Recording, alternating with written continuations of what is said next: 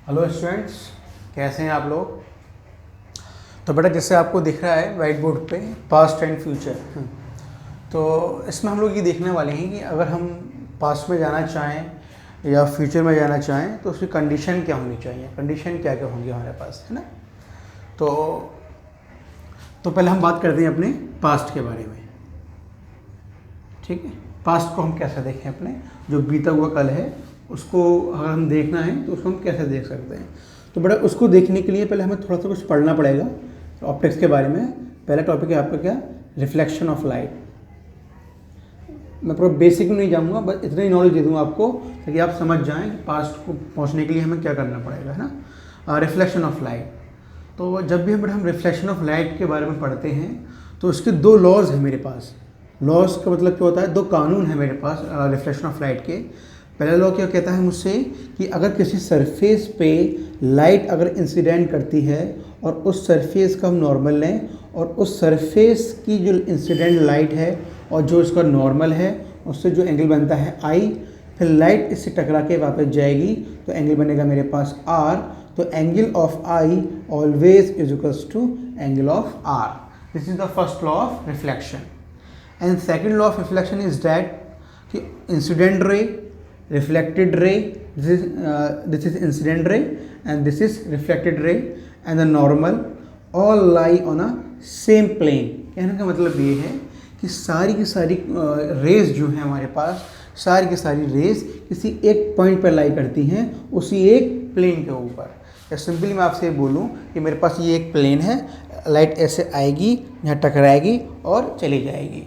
तो वो लाइट नीचे नहीं जा रही, मतलब अगले प्लेन पे नहीं जा रही, मतलब एक ही प्लेन पे सारा काम हो रहा है। तो सारा का सारा काम इसी पॉइंट पर हो रहा है। इसको हम बोलते हैं अपना point of incidence, point of incidence. अब दो लॉज हैं हमारे पास, आई बराबर आर और पॉइंट ऑफ इंसिडेंस वाला। ये सारी चीज़ें एक ही पॉइंट पे लाई करती हैं। अच्छा, अब जो लाइट जो हमारे पास ये है, अब ऐसा समझिए कि लाइट का हम ऐसे एक नियम बना लेते हैं कि लाइट ऐसे आएगी, इस सरफेस पर टकराएगी और वापस जाएगी। जब जो हम अगर हम किसी चीज़ को, किसी ऑब्जेक्ट को देख पा रहे हैं, मैंने बोला कि यहाँ पे एक ऑब्जेक्ट है, ये एक ऑब्जेक्ट है ए और मुझे इस ऑब्जेक्ट को देखना है ना। तो लाइट का बड़ा नियम क्या है, पहले लाइट इस पर आएगी, इस पर फॉल करेगी और इससे इस पर आएगी, फॉल करने के बाद जैसे लाइट रिफ्लेक्ट होगी मेरी आंखों में आएगी तो मुझे दिख जाएगा यहाँ पे कुछ ना कुछ ऑब्जेक्ट है। तो कुल मिला के बात ये है, लाइट किसी चीज़ को देखने के लिए, किसी चीज़ को कलर देखने के लिए कि ये वाइट कलर है, ये ब्लैक कलर है, ये वाइट बोर्ड है, ये ब्लैक इंक है, इसको भी देखने के लिए पहली कंडीशन क्या है कि इस पर लाइट फॉल करे और फॉल करके रिफ्लेक्ट होकर कहाँ जाए, मेरी आंखों में आ जाए। Then we are able to see the different colours of the world. अब इससे एक क्वेश्चन ये उठता है कि हमारे पास अब जो स्काई है, मेरे पास स्काई मेरा ब्लू क्यों है। दिन में तो ब्लू हो जाता है और सुबह जब मॉर्निंग टाइम होता है तो रेडिश होता है और रात में वो ब्लैक हो जाता है। तो इसका मतलब ये है कि लाइट का जो स्काई है उसका एक्चुअल कलर क्या है मेरे पास। तो एक्चुअल में वर्ल्ड दुनिया में कोई भी कलर नाम की कोई चीज़ ही नहीं होती। अब आप सिंपल देखिए, ये अगर आपका स्काई है, सारा इफेक्ट किस चीज़ का है, सारा इफेक्ट जो होता है बेटा लाइट का होता है कि लाइट कैसे आ रही है। जब हमारे पास ये स्काई है, जब हमारे पास सन यहाँ से निकलता है तो सन की जो रेडिशनेस होती है मॉर्निंग टाइम में, तो वो रेडिशनेस जो होती है वो सन के पास किसके पास, जो हमारे पास एक्चुअल में स्काई के कलर जो बेटा ब्लू होता है, उस पर पहले बात करते हैं। जो कलर इसका जो ब्लू है, ब्लू क्यों है, जो सन से जो लाइट निकलती है वो बेटा विब्ग्योर के टर्म्स में निकलती है, मीन्स 7 लाइट निकलती हैं उसमें से, उससे हम क्या बोलते हैं अपना विब्ग्योर।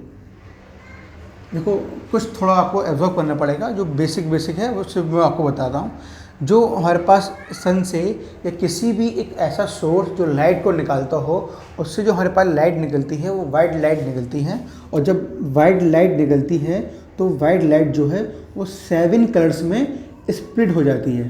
कितने कलर्स में, 7 कलर में स्प्लिट हो जाती है।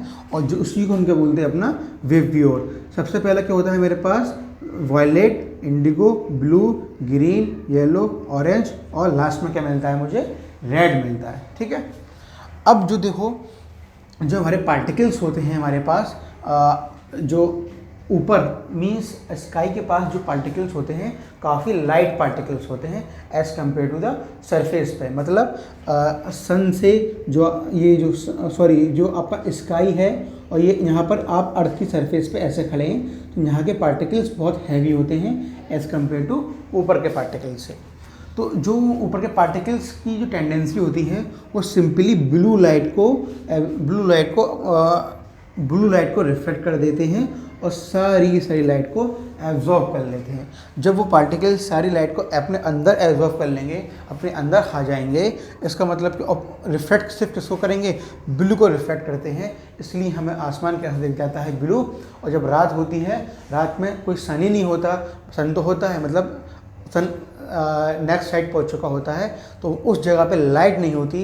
जब लाइट ही नहीं होगी, जब ये लाइट ही नहीं आएगी तो ये स्प्लिटिंग नहीं होगी, और स्प्लिटिंग नहीं होगी तो आसमान हमें कलरफुल दिखेगा ही नहीं। इसलिए रात में हमें आसमान काला दिखता है और दिन में हमें ब्लू दिखता है। अब मुझे आपको शेड दिख रही है मेरी ब्लू, डार्क ब्लू दिख रही है। ऐसा क्यों? क्योंकि ये डार्क ब्लू जो इस कलर को रिफ्लेक्ट कर रही है और बाकी सब कलर को एब्जॉर्ब कर रही है। तो यहाँ से हमने एक नियम बना लिया, क्या कि लाइट जो होती है हमारे पास किसी ऑब्जेक्ट को मुझे देखना है तो पहले उस पर लाइट मारो और वो ऑब्जेक्ट लाइट मारेंगे और वो ऑब्जेक्ट की इमेज को लेके आपकी आंखों तक लेकर आएगा। मतलब कोई लाइट ऐसे आ रही है और लाइट इस ब्लैक स्पॉट पर पड़ रही है और जो लाइट आई, लाइट का काम क्या है, इसकी इमेज को एब्जॉर्ब करा, कैप्चर करके मेरी आंखों तक लेकर आ रही है उस लाइट को। तो एक बात ये समझ में आ गई। दूसरी बात जो होती है, जो सन से जो लाइट्स आती है हमारे पास, उसकी स्पीड क्या होती है, वो आती है बेटा सी की स्पीड से, मीन्स स्पीड ऑफ लाइट से। कितनी स्पीड होती है? ये 3 × 10⁸ मीटर पर सेकेंड। और ये जो वेव्स कहलाती हैं, इसको हम बोलते हैं ट्रांसवर्सल वेव्स, जो मीडियम पे डिपेंड ही नहीं करती। ठीक है, अब मैंने आपसे ये कहा कि अब लाइट की हमें कितनी प्रॉपर्टीज़ मिल गई? 2 प्रॉपर्टीज़ मिल गई। क्या क्या? कि लाइट जो आती है सन से वो with the speed of light आती है, और जो इलेक्ट्रोमैग्नेटिक वेव्स होती हैं सारी की सारी किस स्पीड से मूव करती हैं? लाइट की स्पीड से मूव करती हैं। और दूसरी बात क्या है, किसी ऑब्जेक्ट को मुझे देखना है तो पहले उस पर रे पड़ेगी, वहाँ से रिफ्लेक्ट होकर मेरी आँखों में आएगी। मीन्स लाइट करती क्या है, उस पर गिरती है, उसकी इमेज को कैप्चर करके हमारी आंखों तक लेकर आती है। तो 2 प्रॉपर्टी क्या पढ़ ली हमने? लाइट की स्पीड से मूव करती है और इमेज कैप्चर करके हमारी आंखों तक लेकर आती है। 2 प्रॉपर्टी हमने ये पढ़ ली अपने आराम से। अब इसी की बेस पर थोड़ा हम इसको मॉडिफाई करते हैं और अपने पास्ट को देखने की कोशिश करते हैं कि पास्ट हमें कैसा दिखेगा। अच्छा, अब देखो मैंने ये कहा कि यहाँ पे एक बंदा है इस तरीके से, वो यहाँ पर खड़ा हुआ है ऐसे, है ना। यहाँ से एक इलेक्ट्रोमैग्नेटिक वेव आई और बेटा उसकी स्पीड क्या होती है? सी से मूव कर रही है 10⁸ मीटर पर सेकेंड से। अब वो लाइट आई, इस बंदे से टकराई और टकरा के रिफ्लेक्ट होकर इस डायरेक्शन में निकल गई। ठीक है, तो अभी हमने यहाँ पे बैठ के हमने नोटिस कर लिया कि आज की 10 तारीख में 10वें महीने में 2010 में एक लाइट आई थी, इसी की स्पीड से इससे टकराई थी और किसी डायरेक्शन में निकल गई थी। हमने ये ऑब्जर्व कर लिया जो डायरेक्शन है लाइट का वो ऐसे इस डायरेक्शन में जा रहा है। ठीक है, तो लाइट का बेटा काम क्या होता है? लाइट का काम होता है कि सी की स्पीड से आना और इसकी इमेज को कैप्चर करके और निकल जाना। अब अगर आप यहाँ बैठे हैं तो आपको क्या दिख जाएगा कि यहाँ से लाइट आ रही है और आपकी आंखों में जाएगी, आपको उसकी इमेज दिख जाएगी। मैंने आपको यहाँ से हटा दिया और लाइट अभी भी ऐसा मूव कर रही है। फिर आपने कहा कि 10 तारीख 10वां महीना 2020 में मैं चाहता हूँ कि ये इमेज दोबारा दिख जाए। मान लीजिए कोई बुजुर्ग आदमी है, इनकी डेथ भी हो गई और 2020 में 10 साल बाद इसको देखना चाहते हैं। हमने नियम क्या बना रखा है कि जो लाइट आई थी, इनसे टकराई थी, वो इस डायरेक्शन में गई है और उसकी स्पीड क्या है? उसकी स्पीड है 3 × 10⁸ मीटर पर सेकेंड। ठीक है, अगर आपको 10 साल बाद उसकी इमेज देखनी है तो आपको भी इसी डायरेक्शन में मूव करना पड़ेगा with more than speed of light. मतलब क्या हुआ? अगर आपको पास देखना है, 10 साल पहले जो इमेज यहाँ से निकली थी और 10 साल बाद आपको उसका पास देखना है, 10 साल पहले वो कैसा था, तो आपको उसी डायरेक्शन में मूव करना पड़ेगा with the speed more than the speed of light. ठीक है, then you are able to see the past of that person. ठीक, बट कंडीशन क्या है? अब ऐसी हमारे पास स्पीड नहीं है कि हम लाइट की स्पीड से मूव कर सकें। ना हमारे पास कोई ऐसा व्हीकल है, ना हमारे पास कोई ऐसी मशीन है जो हम लाइट की स्पीड से उसको मूव करा सकें। तो यही वजह होती है कि कोई भी चीज़ लाइट की स्पीड से मूव नहीं कर सकती, तो इसका मतलब क्या हुआ, पास की कंडीशन ही हमारे पास पॉसिबल नहीं हो सकती। ठीक है। अब कोई भी मशीन है, मशीन तो भाई इतनी टेक्नोलॉजी बना सकते हैं, लेकिन प्रॉब्लम क्या होती है, जब भी कोई लाइट की स्पीड से मूव करने की कोशिश करता है तो उसका पूरा मास जो है पूरा डिस्ट्रॉय हो जाता है।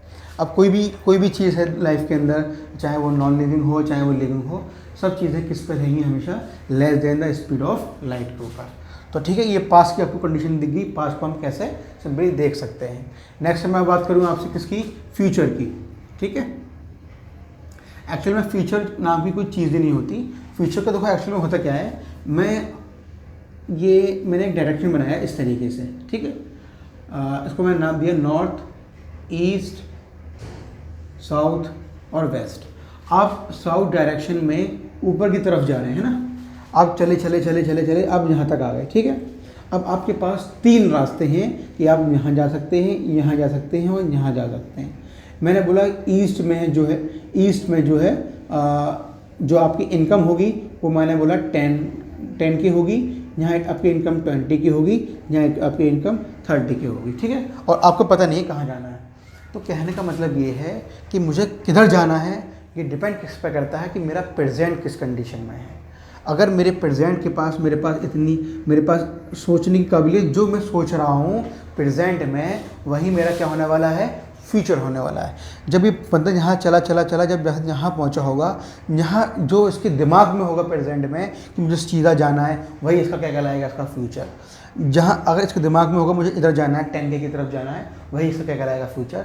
तो कहने का मतलब ये है, जो आपका फ्यूचर है वो डिपेंड करता है कि आपका प्रेजेंट क्या है, आप प्रेजेंट में उस चीज़ के बारे में क्या सोच रहे हैं। तो किसी ने वो बात सही कही है कि प्रेजेंट में खूब अच्छे से मेहनत करो और ताकि आपको पास्ट का फल अच्छा मिल जाए। तो आपका फ्यूचर किस पर टोटली डिपेंड करता है, आपका प्रेजेंट क्या है और आप उस कंडीशन में जाने की कहाँ सोच रहे हैं। आप कोई बंदा देखे कि आपको जाना कहाँ है, तो आपको तीसरा बंदा जब आपको देखेगा तो वो आपके दिमाग के ऊपर डिपेंड करता है, आप सीधा जाएंगे, इधर जाएंगे या इधर जाएंगे, मतलब टोटली प्रेजेंट के ऊपर डिपेंड करता है आपका फ्यूचर क्या होगा। तो थोड़ी सी नॉलेज थी हमारे पास पास्ट और फ्यूचर के बारे में कि फ्यूचर को हम प्रेजेंट पे डिपेंड करते हैं और पास्ट को हम इस तरीके से दे सकते हैं, but we are not able to move with the speed of light.